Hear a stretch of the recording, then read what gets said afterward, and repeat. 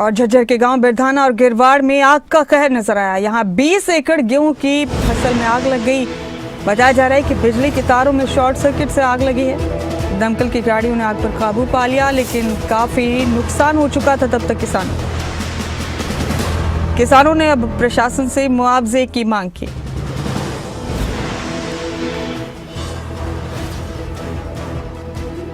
झज्जर में आग का ये कहर नजर आया। तकरीबन 20 एकड़ में खड़ी फसल जलकर राख हो गई। ये आग शॉर्ट सर्किट की वजह से लगी है, ऐसा बताया जा रहा है, लेकिन ये बड़ा हादसा हुआ है। यहाँ बिजली के तारों में शॉर्ट सर्किट के चलते आग लग गई और 20 एकड़ में खड़ी फसल तबाह हो गई। काफी नुकसान हुआ है किसानों का और अब किसानों ने मुआवजे की मांग की।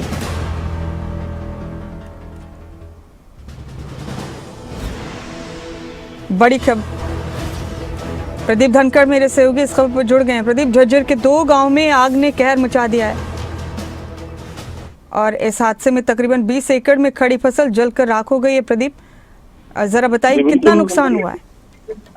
जी मुमताज, बिल्कुल बिरधाना गांव का ये मामला है, जहां पर बिजली लाइनों में शॉर्ट सर्किट के चलते गेहूं की खड़ी फसल में आग लगी है, जिसके चलते भारी नुकसान यहां पर झेलना पड़ा है किसानों को। करीब 20 एकड़ गेहूं की खड़ी फसल जलकर राख हो गई, जबकि कई जो एकड़ है उसमें जो गेहूं के फाने खड़े हुए थे उनमें भी आग लगी है। बिरधाना गांव में सबसे पहले ये आग लगी थी। 7 लगते गांव गिरावड़ तक ये आग जो है पहुंची है।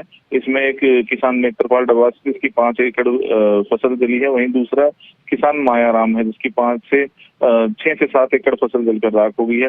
इन्होंने ब्याज बट्टे पर पैसे लेकर ये गेहूं की फसल खड़ी की थी, जिसके बाद अब ये आग के हवाले आग की भेंट चढ़ गई है, जिसके कारण भारी नुकसान जो किसानों को हुआ है और आगे के लिए भी संकट खड़ा हो गया है कि अब इनके पास पैसे कहाँ से आएंगे, किस तरीके से आगे खेती करेंगे। इन ग्रामीणों ने जर्जर बिजली की तारों की हादसे को मुख्य वजह बताया और प्रशासन से मुआवजे की मांग भी की है। प्रदीप, काफी नुकसान हुआ है। आग पर काबू तो पा लिया जाता है, लेकिन तब तक फसल जलकर राख हो चुकी होती है। किसानों की महीनों की मेहनत तबाह हो चुकी होती है। तो क्या प्रशासन की तरफ से किसी किस्म का कोई आश्वासन किसानों को दिया गया है? बात पहुंची उनकी प्रशासन तक?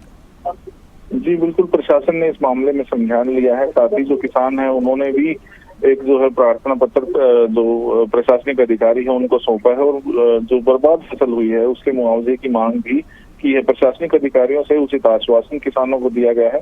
अब देखना होगा कि कितना मुआवजा किसानों को दिया जाता है और कैसे आगे उनका गुजर बसर होता है। शुक्रिया प्रदीप आपका, आप जुड़े मेरे साथ इस खबर पर। बहुत बहुत शुक्रिया।